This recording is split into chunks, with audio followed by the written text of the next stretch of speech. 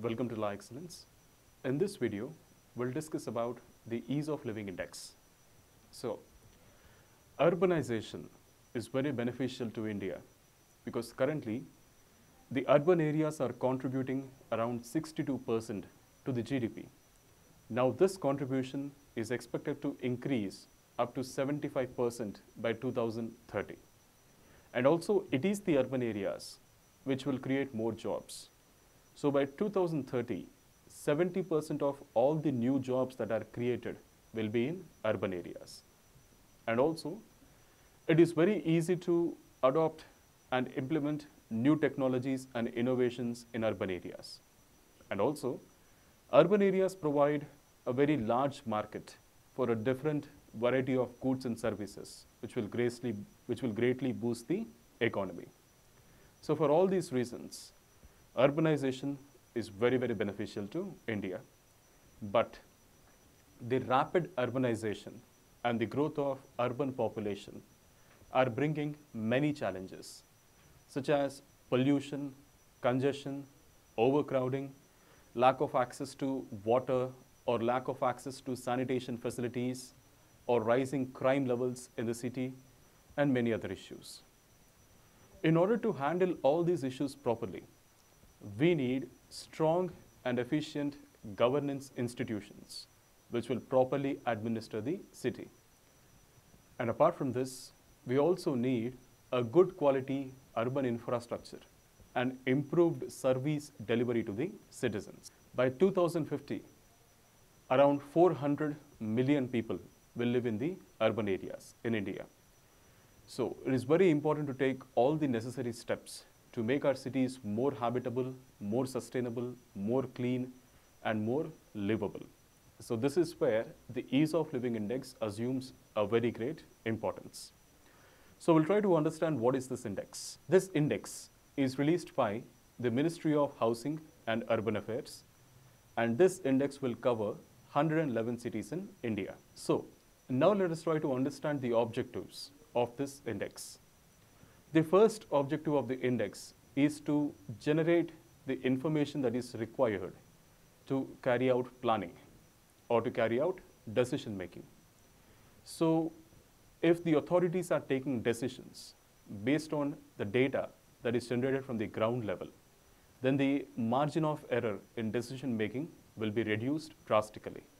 So that is the first objective of this index, that is to generate sufficient information which is required to make good decisions. The second objective is to achieve the various developmental goals, including the Sustainable Development Goals. So there are totally 17 Sustainable Development Goals, and the time period for achieving these goals is from 2015 to 2030. So these goals, they speak about various issues like making the cities more habitable, more sustainable, and making the cities smart, energy efficient, and proper water management, using of renewable energy, and many other things. So this index will help us in the achievement of sustainable development goals. The third objective of this index is to measure the various outcomes of the various government policies and schemes. Like for example, the government currently is implementing various schemes like the Amrut. So Amrut stands for Atal Mission for Rejuvenation and Urban Transformation. So the focus of this mission is on improving the water supply, the drainage system, storm water drainage, public transport, and the other facilities. So next we have the Smart Cities Mission. So this mission focuses on the redevelopment of cities, greenfield developmental projects, and also the application of smart solutions to cities. And next we have the Hriday scheme. So that is nothing but Heritage City Development and Augmentation Yojana. So this focuses on the overall development of the various heritage cities in India. And then we have Pradhan Mantri Awas Yojana, which focuses on housing for all by 2022. And then we have Swachh Bharat Mission for eliminating open defecation, for construction of personal and community toilets, and for providing access to better sanitation facilities. The next objective of Ease of Living Index is to serve as a basis for dialogue between the citizens and the decision makers. So the Ease of Living Index, it empowers the citizens.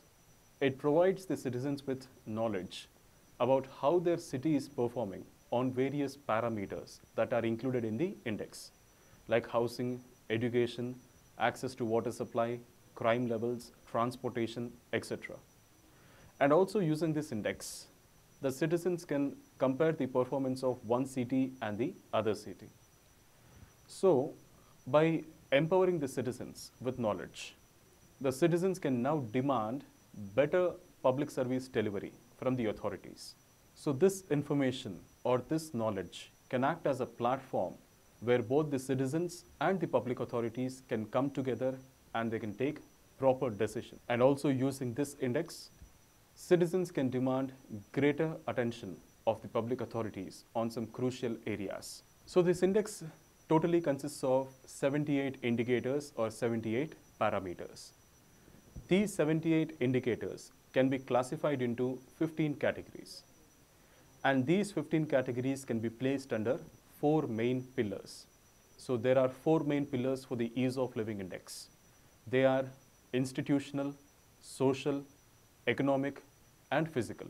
So now let us try to understand what those 15 categories are.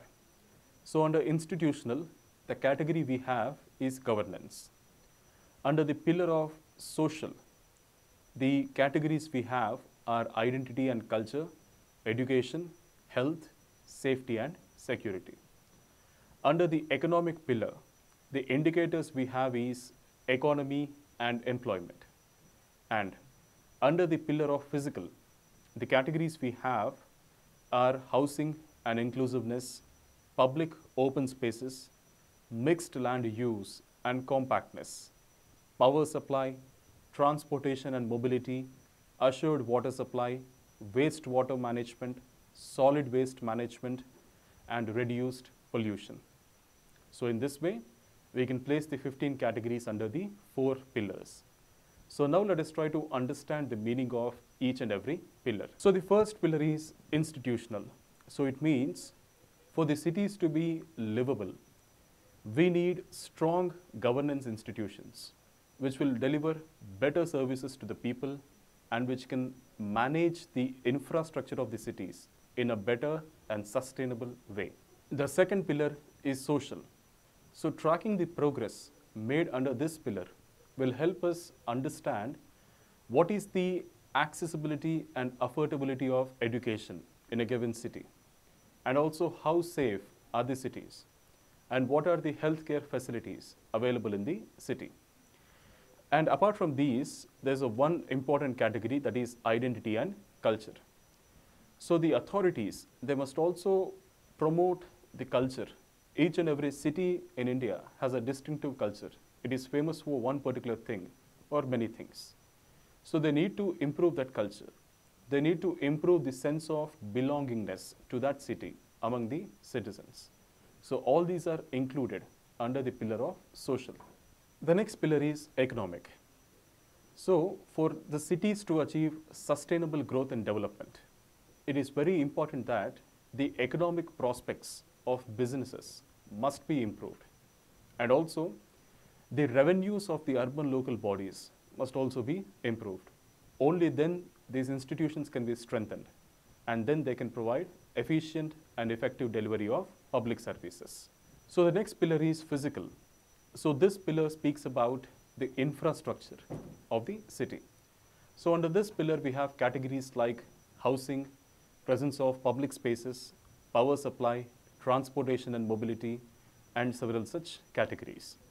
This is one pillar which has the direct and the greatest impact on the ease of living. So under the index, each pillar is given a weightage, and this will total to 100 marks. So the institutional pillar is given 25% weightage. The social pillar is also given 25% weightage or 25 marks. The highest weightage is given to the physical pillar. It has 45% weightage. And then the economic pillar is given 5% weightage. So depending on how much marks a city is scoring out of 100, its rank will be determined in the Ease of Living Index. And recently, the Ease of Living Index was announced, and according to it, Pune is the most livable city in India. So after Pune, we have Navi Mumbai, and then Greater Mumbai, Tirupati, Chandigarh, Thane, Raipur, Indore, Vijayawada, and Bhopal.